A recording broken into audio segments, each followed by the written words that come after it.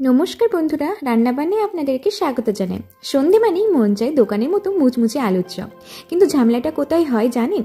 বাড়িতে বানালে সেটা হয়ে যায় নরম, আর দোকানের মতো সেই স্পেশাল স্বাদটা আসে না। আজ আমি আপনাদেরকে দেখাবো কিভাবে পেঁয়াজ রসুন ছাড়া মাত্র কয়েকটি সিক্রেট টিপস ফলো করে আপনাদের আলুর চপ তৈরি হবে পুরোপুরি নিরামিষ, সর্বাধিক ক্রিস্পি এবং একদম নরম হবে না।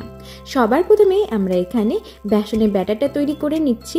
বাইরের যে কোটিংটা হয় সেটাই কিন্তু চপের স্বাদ দারুণ ও মুচমুচে তৈরি করে দেয়। এখানে আমি বেসনটা ভালো করে চেলে নিয়েছি। বেসনটা চেলে নিয়েছি তার জন্য কিন্তু বেসনের মধ্যে কোনো রকম শক্ত দানা থাকবে না। তার মধ্যে স্বাদ অনুযায়ী লবণ, একটু হলুদ গুঁড়ো আর একটু লঙ্কার গুঁড়ো দিয়ে অল্প অল্প জল দিয়ে এখানে মাঝারি ঘনত্বের একটা ব্যাটার তৈরি করে নিচ্ছি। ব্যাটার কিন্তু খুব পাতলা হলে তেল শুষে নেবে, আর খুব ঘনত্ব হলে চপ শক্ত হয়ে যাবে। দেখুন ঘনত্ব ঠিক এমন হবে। আলুর পুরের গায়ে একটি হালকা স্তর তৈরি হওয়ার মতো কিন্তু এখানে ব্যাটারটা তৈরি করে নিয়েছি। ব্যাটারটা তৈরি হয়ে গেলে আমরা এখানে ব্যাটারটাকে রেস্ট হতে রেখে দেবো। এবার আমরা একদম দোকানের মতো স্পেশাল স্বাদ আনার জন্য একটা সিক্রেট মশলা তৈরি করব, যার জন্য আমরা এখানে ব্যবহার করছি জিরে, শুকনো লঙ্কা, গোটা গরম মশলা আর তেজপাতা। শুকনো কলায় ভালো করে ভেজে নেব। হালকা মিষ্টি গন্ধ ছড়িয়ে পড়লেই ভাজা মশলা ঠান্ডা করে আমরা এখানে গুঁড়ো করে নেব।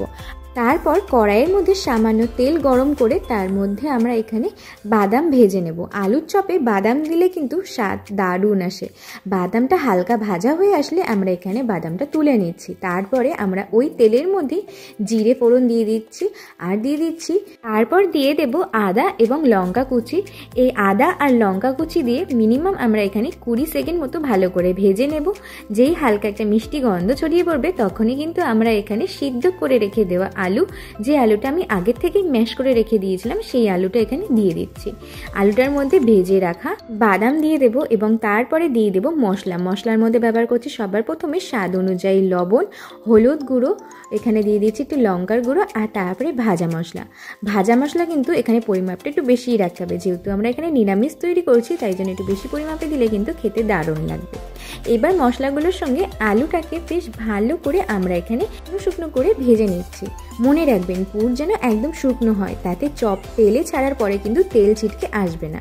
এখানে আরেকটু স্বাদ বাড়ানোর জন্য যেহেতু নিরামিষ আমি এখানে লেবুর রস দিচ্ছি। আপনারা চাইলে কিন্তু এখানে আমচুর পাউডারও ব্যবহার করতে পারেন।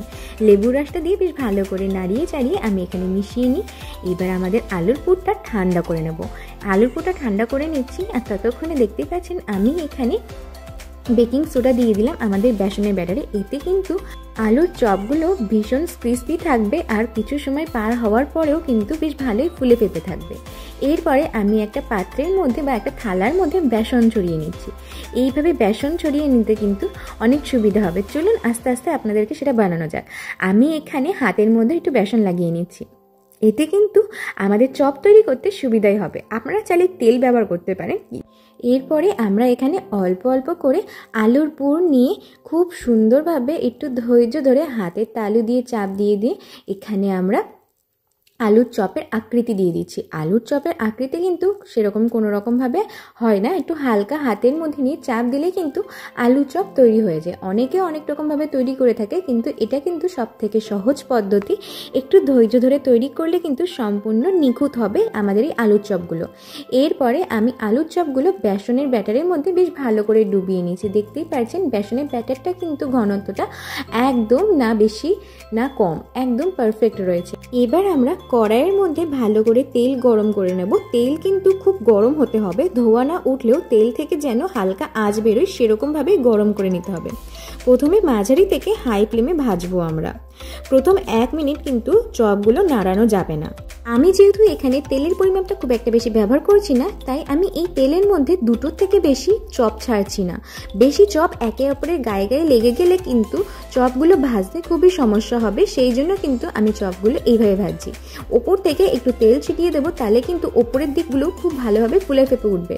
তারপর সোনালি হয়ে এলে আঁচ কমিয়ে ভেতরে আলু গরম হতে দেবো। চপের দুপিটি খুব সুন্দরভাবে সোনালি হয়ে গেলেই তেল ঝরিয়ে কিন্তু আমরা তুলে নেব। ঠিক একই রকমভাবে আমরা প্রত্যেকটা আলুর চপ এখানে ভেজে নিচ্ছি। গরম গরম নিরামিষ আলুর চপ তেঁতুলের চাটনি বা মুড়ির সঙ্গে আপনার সন্ধ্যার মেনুকে সুপারহিট করে তুলবে। আশা করি এই সহজ আর সুন্দর রেসিপিটা আপনাদের ভালো লেগেছে। ভালো লেগে থাকলে আপনাদের প্রিয় মানুষের সঙ্গে শেয়ার করুন। রেসিপিটা ভালো লাগলে লাইক দিন এবং এমন আরও রেসিপির জন্য আমার চ্যানেলটাকে সাবস্ক্রাইব করে পাশে থাকুন। ভালো থাকবেন আর মনের মতো রান্না করতে থাকবেন। ধন্যবাদ।